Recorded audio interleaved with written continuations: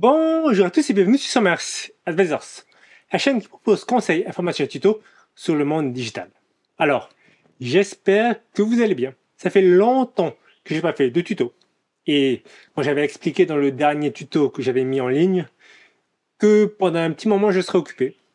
Et là, je suis toujours occupé, mais ça se libère un peu, j'ai un peu plus de temps avant justement de reprendre, on va dire, de plus belle. Donc, entre-temps, je me permets de faire quelques vidéos.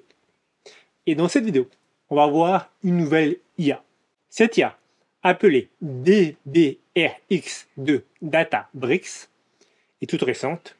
On va la tester ensemble dans cette vidéo. Alors, pour y accéder, pas besoin de l'installer sur votre ordinateur. Il suffit juste d'utiliser le lien que j'aurai laissé en description et qui vous conduira à la page dédiée à cette intelligence artificielle. C'est parti! Avant de débuter, on va établir une nouvelle méthode pour promouvoir cette chaîne. Sous chaque vidéo que vous aimez, vous allez mettre +1 et vous allez vous abonner. Pourquoi? Parce que comme ça, je sais que vous aimez ce type de vidéo. Et donc, moi, j'en ferai plus. Toutes les vidéos qui seront le plus appréciées, qui auront rapporté plus d'abonnés, ça me poussera à faire plus de vidéos de ce type. Alors, bien évidemment, je continuerai à faire des vidéos que j'aime, mais je vais aussi faire des vidéos que vous aimez. Alors, pour ceux qui veulent des détails sur ce modèle, je laisse le lien de cet article de blog en description. Et là, vous avez tous les détails, tout ce qui est benchmark et compagnie. N'hésitez pas à le regarder. D'accord? Donc, nous, on va sur cette page de Hugging Face. Donc, le lien sera en description pour tester le modèle. Première question, quelle est la capitale de la France? Donc, une très bonne chose, on remarquera qu'il parle français. La capitale de la France est Paris.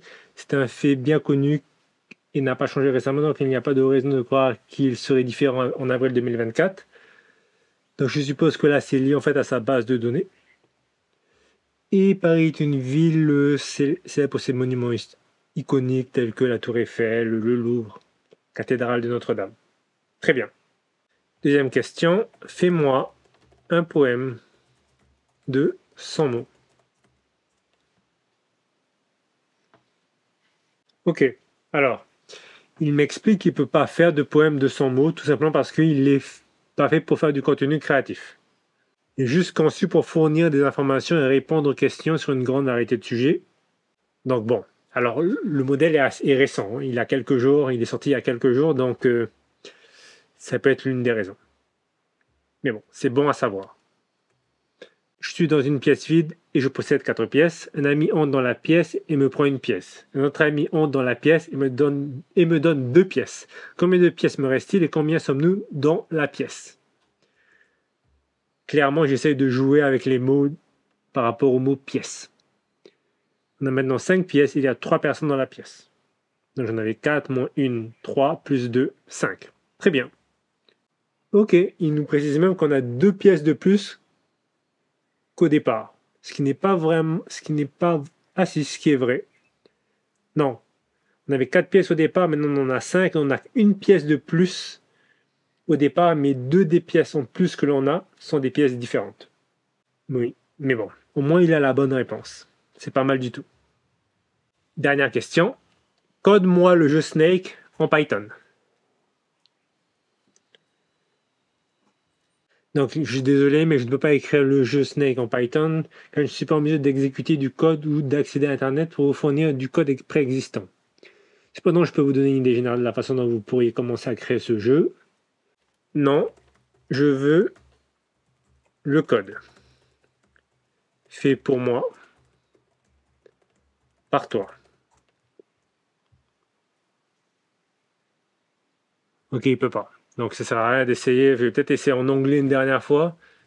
Can you make me the Snake game in Python, please?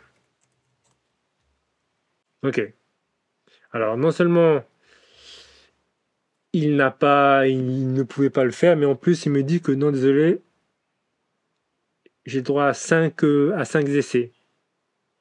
J'ai besoin de rafraîchir la page pour une nouvelle conversation. Donc, je vais le faire. Je vais copier ça. Je vais rafraîchir la page. Et boum, je lui repose la question. Ok, alors, en français, il ne pouvait pas, malheureusement, mais en anglais, il m'a donné du code. Ok, très bien. Et remarquera qu'on est au maximum output token pour ce playground, ce qui veut dire en fait que c'est le maximum de lignes qu'il peut m'écrire. Mais c'est suffisant. On va tester le code qu'il nous a donné. Donc, je suis allé sur VS Code, j'ai collé le code et maintenant je fais play pour tester. Et regardez, ça fonctionne. Très bien.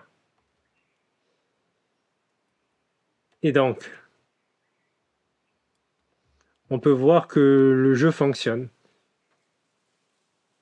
C'est vraiment bien. Donc, au premier essai, j'ai réussi à faire le jeu Python. Non, le jeu Snake, pardon, en Python. Et c'est une très bonne nouvelle. Alors, le petit bémol, c'est qu'il faudra parler en... C'est mieux de parler en anglais. Alors, encore une fois, c'est vraiment une IA gratuite, toute récente. Et c'est normal qu'il y a des limitations. C'est normal qu'il y a des petits problèmes. Mais pour notre code, pour la logique, aucun souci. Dommage qu'il n'a pas réussi à nous faire le poème. N'hésitez pas à me dire ce que vous pensez de ce modèle, de cette IA, de ce LLM. Et voilà, cette vidéo touche à sa fin. Vous avez apprécié. C'est des questions, c'est en commentaire. Je vous dis à très bientôt pour de nouvelles vidéos.